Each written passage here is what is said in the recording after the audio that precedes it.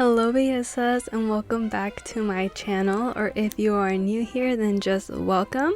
Hi, my name is Brenda. I do paranormal videos here on this channel, so if that is something that you are interested in, please consider subscribing down below and turn on your post notifications so you do not miss when I post another video like this one. Now with all of that being said, let's go ahead and jump right into today's video.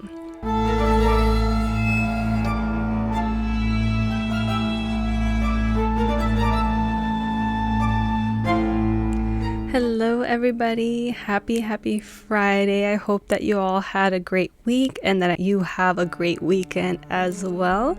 Thank you for being here with me today to listen to some scary stories together and get ourselves into a spooky, cozy mood here. I am excited to read you guys some scary stories from yourghoststories.com.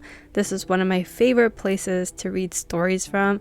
They're always so good and so much fun. And don't worry, sooner or later I will get back to reading subscriber stories. I only have a few right now, but it is enough for me to finally do at least one of these videos, so make sure that you do send me your stories if you have not yet submitted them to me, because I do need more. And if you would like me to continue doing those types of videos, I do need submissions, otherwise I will have to keep looking elsewhere for scary stories. But yeah, the place to submit them to is my email. That is the only place that I read them from, and that is beyondbellezaparanormal@gmail.com. And once again, this is the only place that I read the scary stories from, just so you guys are aware. Alright, so as you can see by the title, I'm going to be telling you guys some scary stories about children who see spirits. Now I'm going to just browse through these and pick random ones and hope that they're good. It's going to be a sort of Russian roulette kind of thing where we're going to hope and pray that these are good. I don't know if Russian roulette's the right comparison. I guess the bullet would be getting a bad one. I guess that's it. But there could be multiple bad stories in this article, or I mean in this category, so we'll just have to wait and find out. So let's go ahead and get into the first story, and this one is called A Ghostly Visitor. The story was submitted by Ghost Goth on August 26, 2021 from the United Kingdom, and it's a pretty short one. And they say, "This is my first time posting here, and I just wanted to take the time to share a few of my own experiences, all of them from when I lived in England. So these few experiences were from when I was younger and could see ghosts. The first one was back when my younger brother had just been born and my parents had just brought him home from the hospital. My grandparents were staying with me for a while to look after me. I was almost 3 years old. We, my parents, me, my grandparents, and my brother, were all sitting at the table having dinner. Suddenly, I looked up and over towards the doorway and saw and said, 'Hello, Nana.' My Nana had died when I was 10 months old. The second one is a couple of years later when we were in the States visiting my aunt. We went to the cemetery to visit my Nana and my papa's grave. While my parents stood quietly, I walked a few steps away and started waving. My parents asked who I was waving at, and I said, 'Those people over there.' But there was nobody else in the graveyard, according to my parents. And the third one happened when I was at a cathedral with my family. We were walking down the aisle to sit in one of the pews. I pointed out towards an empty pew and told my parents I wanted to sit with the people who were in the pew. My parents were a bit cautious and a bit weary, but we sat in that pew anyway. I haven't seen a single ghost since those 3 experiences, and I miss being able to. So there's my stories. I hope you guys enjoyed, and thank you for reading." I love that people have these stories where they have a pretty vivid memory of the things that they saw. It's very interesting to me because I can't remember anything before I was like 5 years old. And some of these people sometimes are like, "This is when I was 3 years old or 2 years old." I'm like, how do you remember that? And it's even crazier that she was aware that these were spirits that she was seeing and not real people. I feel like at the time she probably acknowledged them just the same as she would with a normal or a real person. So that would definitely make a chill run down my spine if I was a parent. I actually started reading a book that has to do with this. So this is why I chose this category, because I always find it fascinating the things that kids say. They could have an active imagination, especially if you don't believe in ghosts. If you are the parent and your kid starts talking about somebody that's not there, you're most likely going to chalk it up to it being their imagination, an imaginary friend, or they're just, making things up. But to me, if I had a kid ever say that to me, I would quite literally pass out and be like, don't tell me these things. I need to leave now. Okay, let's get into story number 2. Submitted by Billy J 157 on July 5th, 2020, from Arizona. I spent much of my childhood living between U.S. Army bases in Norristown, Pennsylvania. It is actually a borough southeast of Philadelphia, Pennsylvania. My mother had 12 children. I was number 8. The youngest, a girl, was born in June 1970.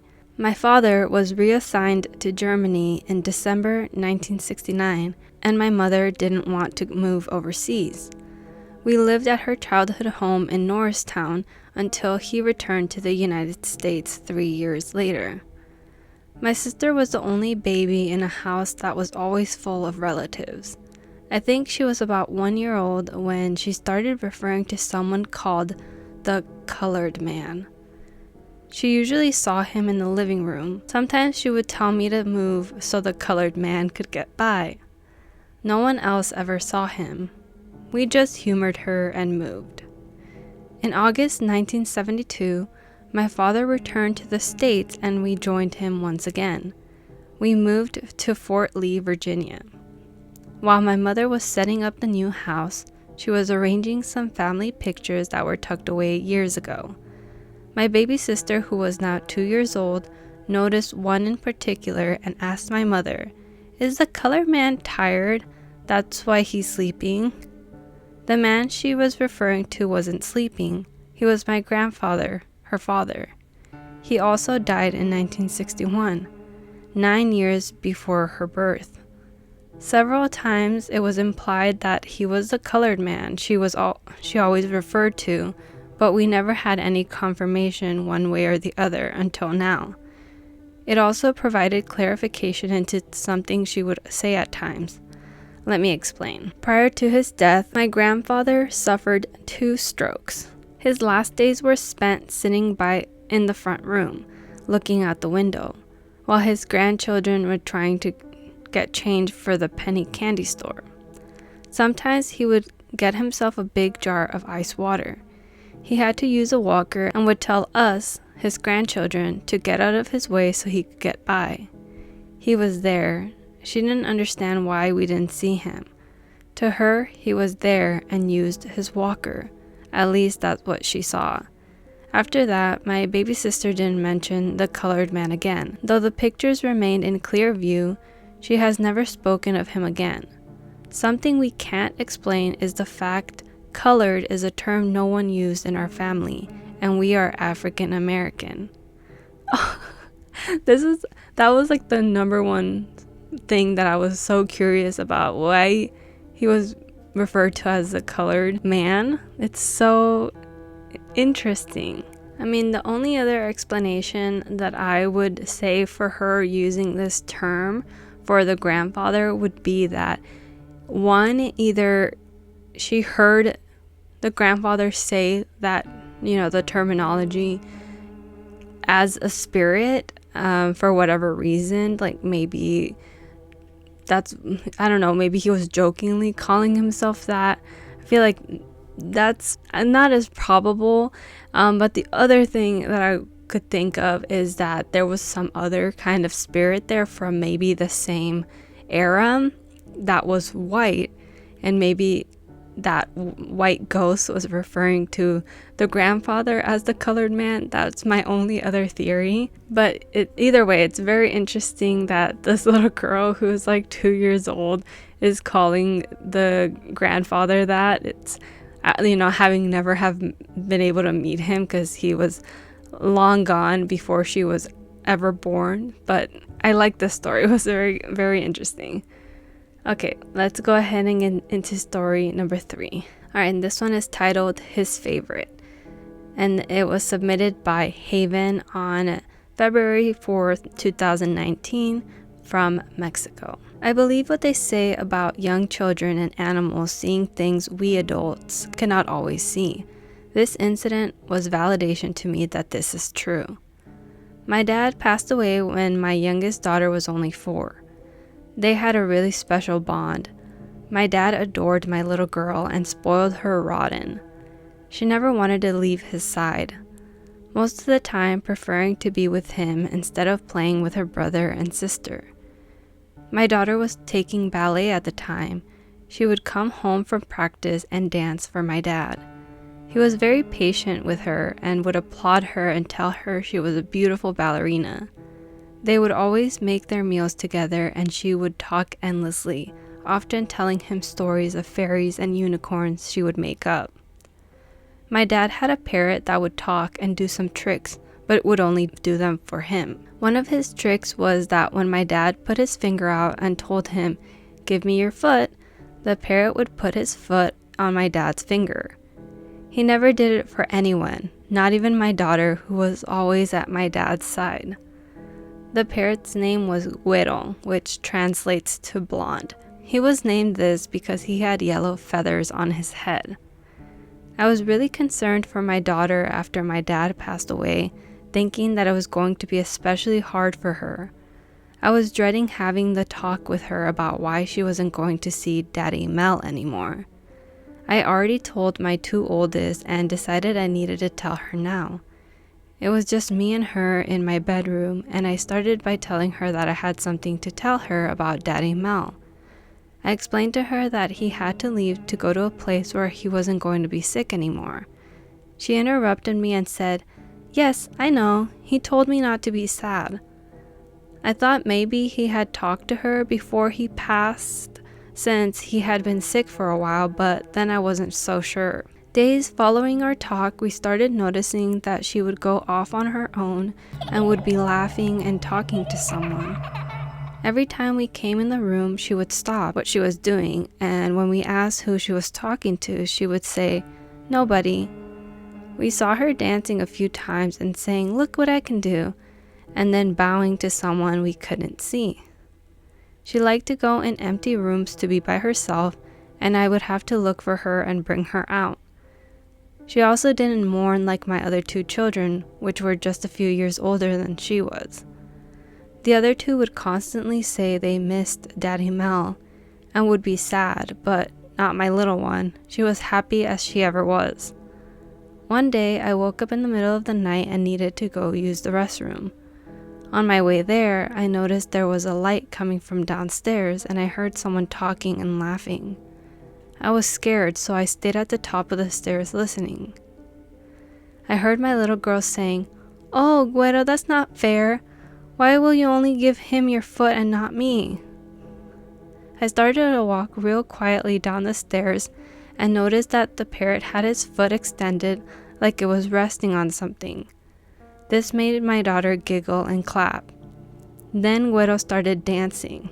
He would walk up and down, bobbing his head back and forth, something he would only do at my dad's request. What I felt next was so overwhelming, I ran back upstairs and buried my face in my pillow and cried my eyes out. Part of me was scared, even though I knew that she was seeing and talking to my dad. I also felt like I didn't want to intrude. I remember I fell asleep. I didn't go get her and didn't see her until morning. I was debating on what to tell her. I was afraid of what she was going to tell me she was seeing. I finally got the nerve to talk to her a few days later. I asked her who she and Güero were playing with the other day. She looked at me and said, "I don't know." So I let her be. It kept bugging me, and I was constantly following her around the house and watching her every move. Finally, one day I asked her about it again, and she said, "He doesn't come anymore." I asked her, "Who?"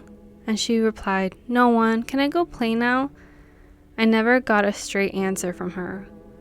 Widow stopped eating, and about 2 months after my dad passed away, we found him dead in his cage. All 3 of my children cried non-stop for the parrot. I never really liked Guido. He was loud, mean, and obnoxious, but I still cry when I remember him. To me, it was one more thing from my father that was gone. Oh my god, that was so sad. Oh my god, I always think about this because obviously it's gonna be something kind of like jarring and scary if you ever were to see a loved one that passed away. If ghosts are truly real and you see something like this, I feel like, because obviously the dad didn't see it, he just saw that his daughter was speaking to somebody, and that's still scary on its own. But knowing for sure that Guido did not do those things for anyone else other than his dad must have been the thing that like really cemented the fact that she was talking to her grandpa who had just passed away, right? And God, just the cherry on top was the parrot. I was just like, wow, that must have been so hard for them to have that one last thing that connected them to their loved one, and then having that parrot pass away too. That is so sad. I almost cried, but still so eerie. Like, she was over here. I don't know if the grandpa was like, don't tell them that you're talking to me. Maybe I feel like that could have possibly happened. Maybe he wanted it to be like a special thing with them, but I like that story a lot. It seemed familiar, so I don't know if I read it before, but if I did, I'm sorry. I was like, I feel like I've heard this story before, but very loosely. I couldn't really remember. But anyway, let's go ahead and read another one. Okay, so let's see. This is story number 4. Did I say that already? I already forgot. This one is submitted by Milky from Guam in 2018. Little girl from down the street. When I was little, I apparently was able to see, sense, and talk to spirits. The ability slowly diminished over time, and now I can only sense and see them if I'm caught off guard.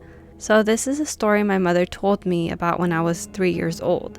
I'm 21 now. I was a chatty 3-year-old. I would like to talk to people, and I'd also be rather blunt with what I said. I could easily make friends, to much of my mother's delight, with older and younger kids. I was never alone or lonely.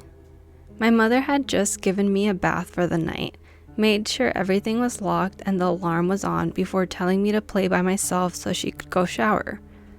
I apparently had told her that I was going to play with the new friend I made, and she laughed it off, thinking I was going to play with the new Barbie that my great-grandma had gotten me. A short time passed and my mom got out of the shower, got dressed, and was ready to put me to bed. I was nowhere in the house. My mom checked everywhere, but she simply couldn't find me. Hearing some laughter coming from our backyard, she looked to see me on my swing set. Now, some background to this. I had 2 swings on my swing set.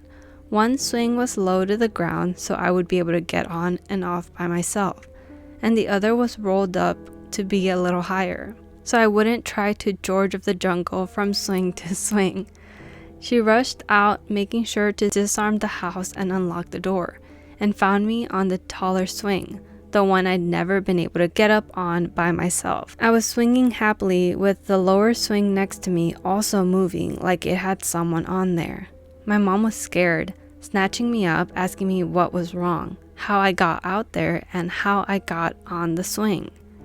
I explained to her that I was playing with my new friend, like I told her, and she helped me climb onto the big girl swing.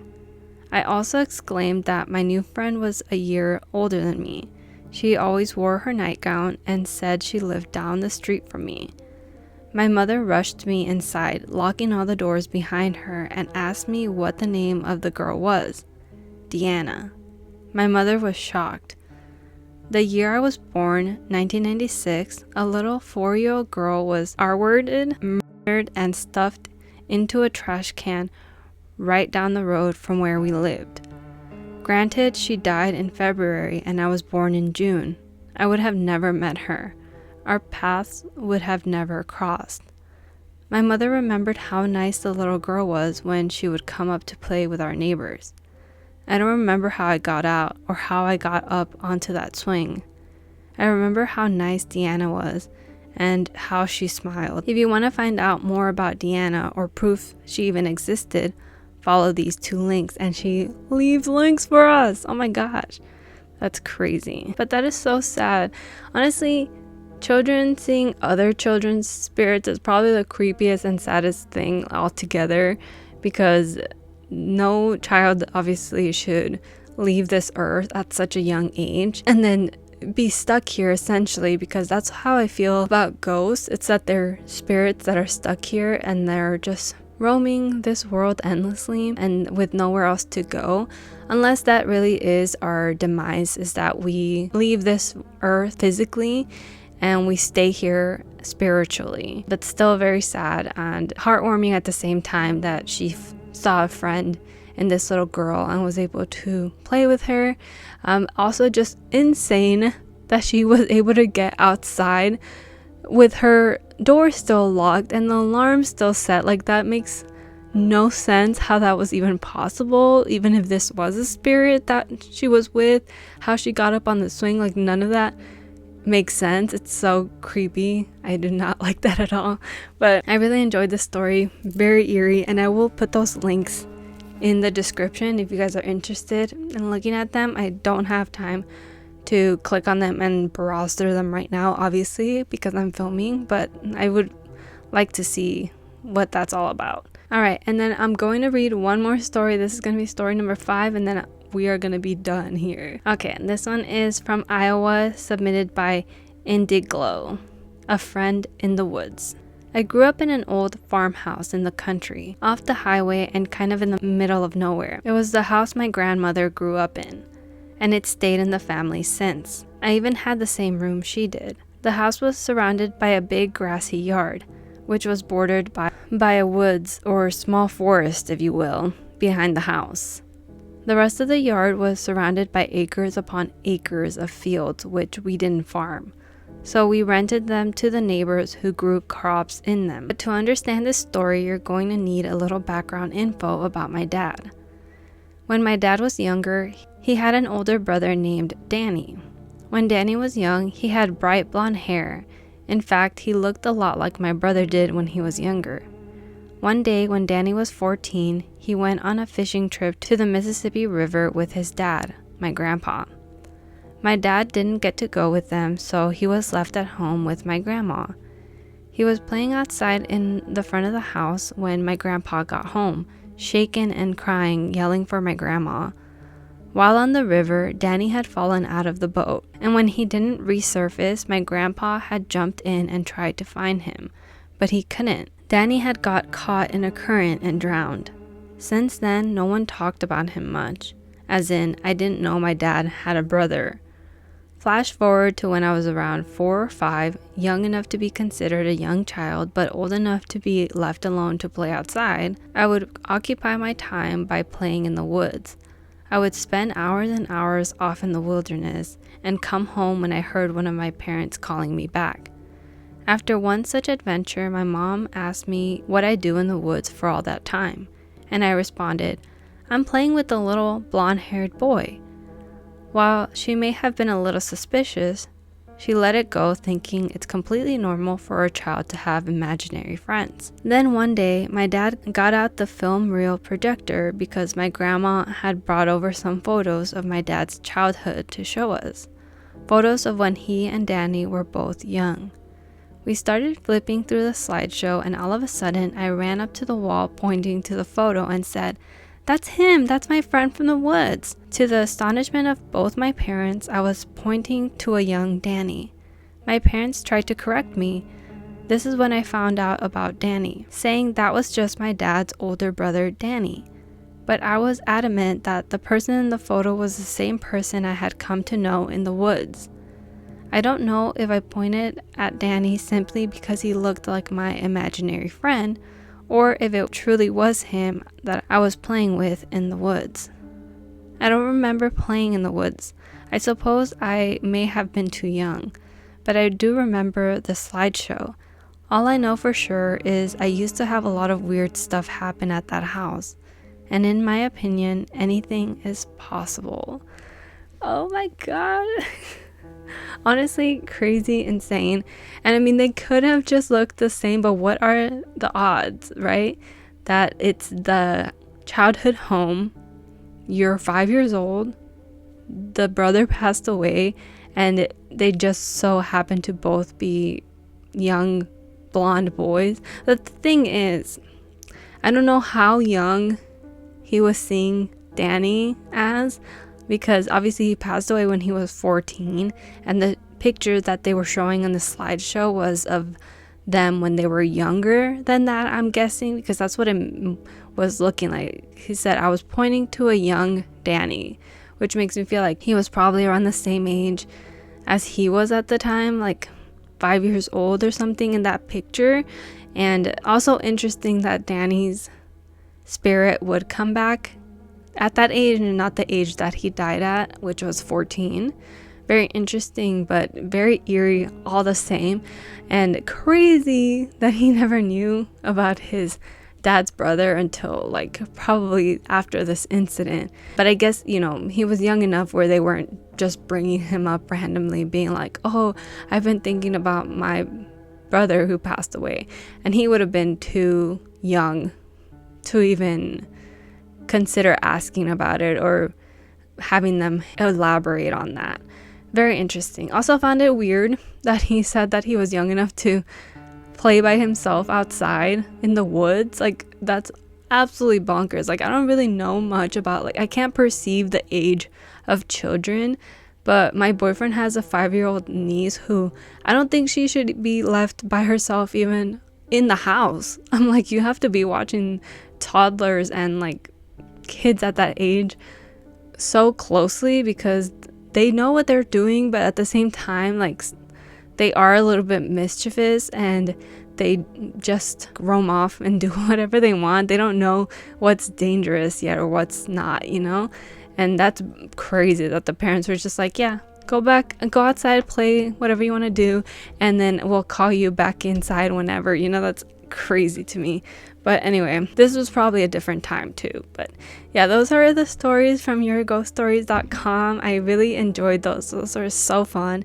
And children are creepy. No offense to anybody who is a kid or has kids. But you know, they do say some creepy shit sometimes. And I'm like, don't say that, please. Because as I said, even Brandon's niece has said something before that was a little creepy. And we were like, don't say that, we're gonna ignore that. And we just like played it off. We're like, that's not what she was talking about, she meant something else. And we had to go elaborate with his sister and be like, that's not what she meant, right? She was like, no, she's talking about something else. So we were like, okay, this house isn't haunted, awesome. We're good to go.